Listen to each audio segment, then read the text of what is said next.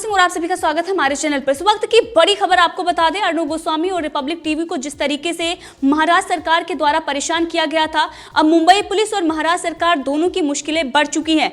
Police को अब notice पर नोटिस मिल रहे हैं। एक तरफ MHRC यानी कि महाराष्ट्र की जो मानव अधिकार आयोग है उसके तरफ से नोटिस मिल रहा है।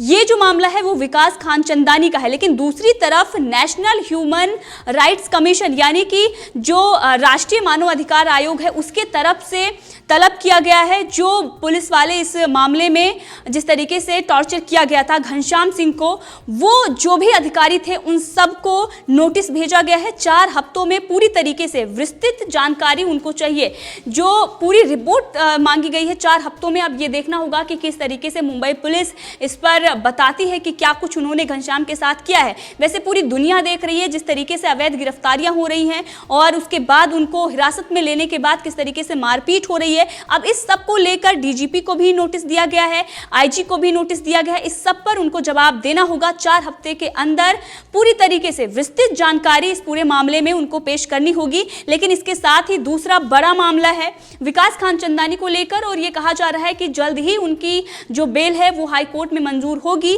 क्योंकि हाई कोर्ट तक रिपब्लिक टीम पहुंच चुकी है। लेकिन उससे पहले ही मानव अधिकार आयोग ने अब मुंबई पुलिस को नोटिस भेज दिया है। मांग की गई है कि जल्द से जल्द यानी कि 16 दिसंबर तक का समय उनको दिया गया है विकास खानचंदानी के मामले में। और ये कहा गया है कि अब पूरी तरीके से जो भी जो जांच की जा रही है उसकी रिपोर्ट उनको सौंपना होगा, और किस तरीके से उन्होंने गिरफ्तारी की है इस सब पूरे मामले में उनको जानकारी देनी होगी। तो हमने आपको पहले ही दिखाया था कि अवैध गिरफ्तारियां हो रही हैं और किस तरीके से कानून का उल्लंघन किया जा रहा है। इस पर जो कानून के जानकार हैं उन्होंने भी जिस तरीके से बताया कि पूरी तरीके से कानून का उल्लंघन है और महाराष्ट्र सरकार सिर्फ और सिर्फ बदले की भावना से कार्रवाई कर रही है। लेकिन अब दो मामले मुंबई पुलिस की जो मुश्किलें हैं वो पूरी तरीके से बढ़ चुकी हैं। इसके साथ ही अगर हम बात करें तो रिपब्लिक के घनश्याम सिंह जिनको टॉर्चर किया गया था उनके मामले में NHRC ने उत्पीड़न की जांच के लिए आदेश भी दिया है। IPS ऑफिसर इस पूरे मामले की जांच करेंगे। इससे पहले ये मांग की जा रही थी कि IPS ऑफिसर यानी कि परमबीर सिंह को वो केंद्र के एम्प्लॉय हैं और उसके बाद इस तरीके की मनमानी कर रहे हैं तो गृह मंत्री अमित शाह को तलब करना चाहिए था। और ये सवाल खड़ा किया गया था। रिपब्लिक टीवी भी इस पर आवाज़ उठा रहा था और ये कह रहा था कि जिस तरीके से महाराष्ट्र सरकार मनमानी कर रही है, कब इनकी मनमानी रुकने वाली है। इसके साथ ही जनता का भी समर्थन रिपब्लिक टीवी को मिल रहा है।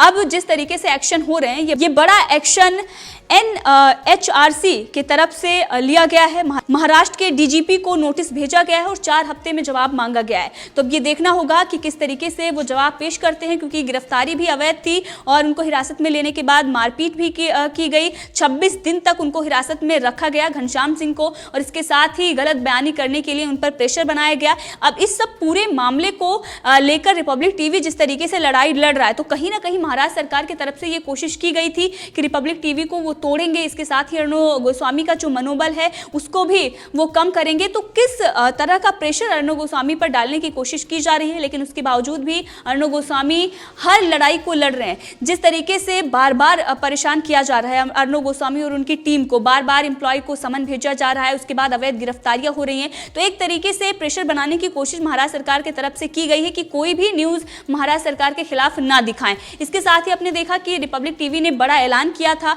कि बाकी जो प्रदेश है उनको अपना रीजनल चैनल मिलेगा। अब इस सब को लेकर महाराष्ट्र सरकार बौखलाई हुई थी, घबराई हुई थी, और इसीलिए इस तरीके का प्रेशर बनाया जा रहा है ताकि वो कानूनी कार्रवाई में फंसे रहें, ताकि वो कानूनी जो दांवपेच है उसमें फंसे रहें, और दूसरी तरफ जो जनता की आवाज़ है, जिस तरीके से रिपब्लिक टीवी सच्चाई दिखाता आ रहा है, वो ना दिखा पाए। तो कहीं ना कहीं जो उनकी टीम है उसके जो इरादे हैं, हमने आपको पहले ही बताया था कि उन्होंने इससे ये साफ कहा है कि हमारे जो इरादे हैं और भी मजबूत होने वाले हैं और भी मजबूत हो रहे हैं। इस तरीके की जो हरकत महाराष्ट्र सरकार की तरफ से की जा रही है तो उनकी जो एकता है वो और ही बढ़ रही है। लगातार वो फील्ड में भी काम कर रहे हैं। आपने देखा लगातार उन्होंने फील्ड से जानकारी दी है। जो इन्फॉर्मेशन फील्ड की है वो किस तरीके से वो लगातार देते आए, चाहे सुशांत सिंह राजपूत का मामला हो, दिशा सालियान का मामला हो, पालघर का मामला हो।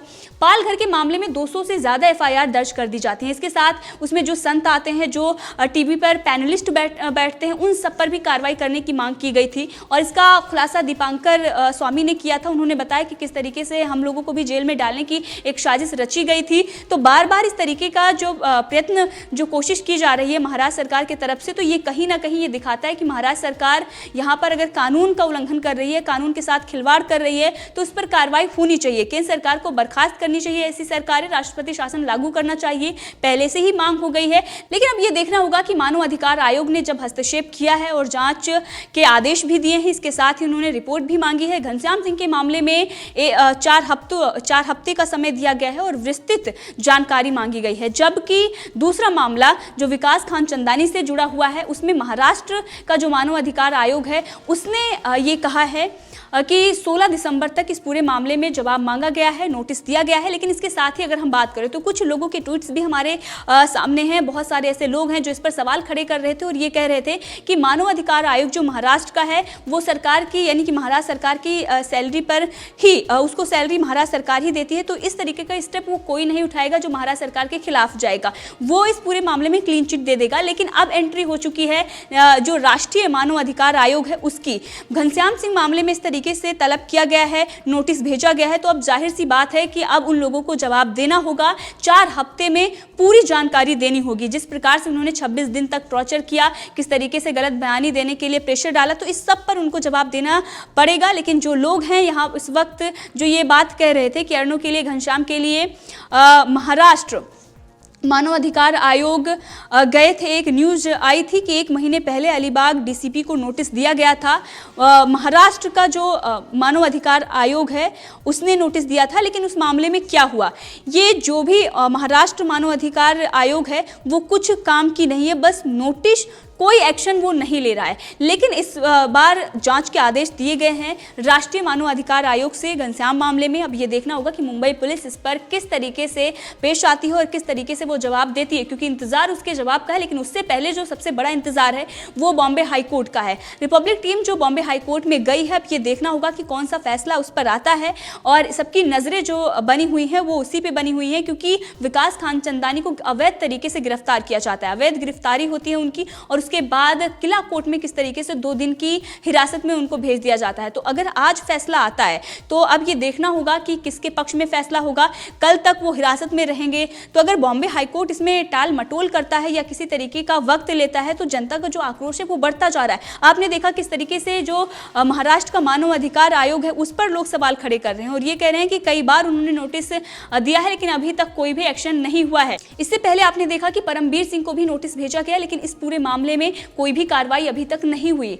परमबीर सिंह का इस्तीफा लोगों ने मांगा था, लेकिन आज तक उनका इस्तीफा भी नहीं हुआ है। तो लोगों का जो आक्रोश है वो बढ़ता जा रहा है। अगर इसी तरीके से रिपब्लिक टीवी और अर्णव गोस्वामी को महाराष्ट्र सरकार परेशान करती रही, मुंबई पुलिस अगर इसी तरीके से कार्रवाई करती रही, अगर इसी तरीके से पत्रकार को अवैध तरीके से गिरफ्तार करके जेल में डालते रहे, तो जनता का जो आक्रोश है दिन ब दिन बढ़ता जा रहा है। इससे पहले हमने देखा कि अर्णव गोस्वामी के लिए किस तरीके से दुनिया भर में प्रोटेस्ट हुए, किस तरीके से लोग सड़कों पर निकले और ये मांग कर रहे थे कि अर्णव गोस्वामी की रिहाई हो, लेकिन वहां पर भी कहीं ना कहीं टाल मटोल की गई थी। उसके बाद सुप्रीम कोर्ट की फटकार लगी थी। तो कहीं ना कहीं अब ये लोगों की उम्मीद है कि अगर बॉम्बे हाईकोर्ट इस मामले में एक्शन नहीं लेता है, अगर वो इस पर कोई हस्तक्षेप नहीं कर रहा है, वैसे याचिका डाली गई है, अगर वहां से कोई जवाब नहीं आता है, तो सुप्रीम कोर्ट का अगर दरवाजा महाराष्ट्र सरकार के खिलाफ अर्णव गोस्वामी खटखटाते हैं, तो जाहिर सी बात है एक बार फिर से फटकार मुंबई पुलिस और इसके साथ ही उद्धव ठाकरे सरकार को लगेगी। तो ये जिस तरीके का अत्याचार, जिस तरीके की तानाशाही महाराष्ट्र में चल रही है, और दूसरी तरफ अगर हम देखें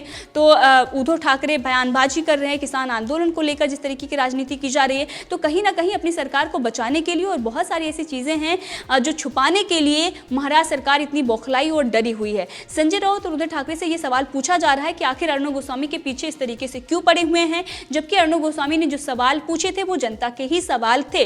अब अगर कोई भी पत्रकार है, कोई सवाल नहीं पूछेगा, किसी की अगर आपकी पत्रकारिता है और अगर उसकी स्टाइल से आपको एतराज है, तो आप चैनल देखना बंद कर दीजिए। यही बात सुप्रीम कोर्ट ने भी कहा था। उन्होंने कहा था कि मैं कोई भी चैनल नहीं देखता हूं, क्योंकि हमारा जो माइंड है वो फ्रेश रहे, हम जो डिसीजन किसी के फेवर में ना लें, इसलिए ना तो सोशल मीडिया हम देखते हैं और ना ही किसी चैनल को देखकर यहाँ पर फैसला देने आते हैं। तो अगर आप अगर इस तरीके से पब्लिक फिगर हैं, अगर कोई ऑर्गेनाइजेशन है जो पब्लिक के लिए काम करता है, अगर वो इस तरीके की कार्रवाई करेगा तो फिर जनता का जो भरोसा है वो उठ जाएगा। और वैसे महाराष्ट्र सरकार से तो जनता का भरोसा कब का उठ चुका है। सुशांत सिंह राजपूत मामले में, उससे पहले हमने पालघर मामले में देखा, पालघर मामले में संतों को न्याय अब तक नहीं मिला, लेकिन अर्णव गोस्वामी ने न्याय के लिए जो आवाज उठाई उसका खामियाजा उनको भुगतना पड़ रहा है। अभी तक किस तरीके से उनको कानूनी दांवपेच से गुजरना पड़ रहा है, किस तरीके का प्रेशर उन पर बनाया गया है।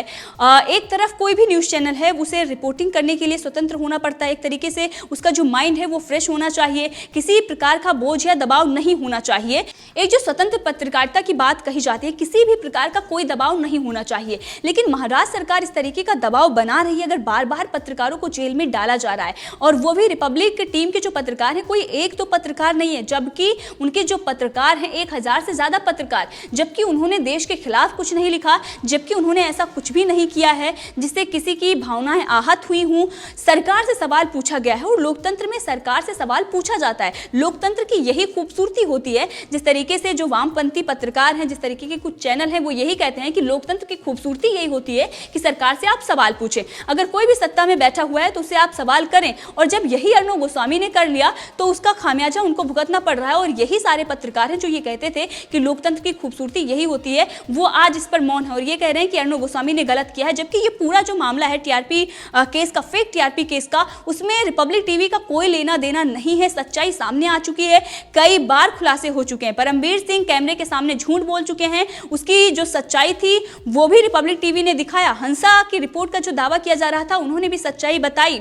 पूरी तरीके से क्लीन चिट अर्णव गोस्वामी को मिली है, कई सारे उनके पास ईमेल भी हैं, वो सारे उन्होंने दिखाए हैं। अपने जो एक अपना पक्ष रखना होता है उस तरीके का पक्ष उन्होंने रखा है। उसके बाद भी अगर इस तरीके की कार्रवाई होती है तो ये बहुत ही दुर्भाग्यपूर्ण है। लेकिन अब ये देखना होगा जिस तरीके का एक्शन लिया गया है, जांच के आदेश दिए गए हैं, आईपीएस अधिकारी इस पूरे मामले में जांच करेंगे कि घनश्याम सिंह को किस तरीके से टॉर्चर किया गया। उस सब पूरे मामले में राष्ट्रीय मानव अधिकार आयोग ने 4 हफ्तों में जानकारी मांगी है। इसके साथ ही विकास कांचनदानी मामले में 16 दिसंबर तक रिपोर्ट मांगी गई है और नोटिस दिया गया है। अब ये देखना होगा मुंबई पुलिस इस पर क्या जवाब देती है। और वैसे मुश्किलें महाराष्ट्र सरकार और मुंबई पुलिस की दोनों की बढ़ी हुई है। कोर्ट में लगातार इनको हार मिल रही है और इसीलिए ये इस तरीके से बौखलाए हुए हैं, अवैध गिरफ्तारियां कर रहे हैं। तो इस पूरे मामले में आपकी क्या राय है, कमेंट करके जरूर बताएं। इसी के साथ अगर आपने अभी तक चैनल को सब्सक्राइब नहीं किया है तो कर लें, ताकि हर अपडेट आप तक पहुंचती रहे। धन्यवाद।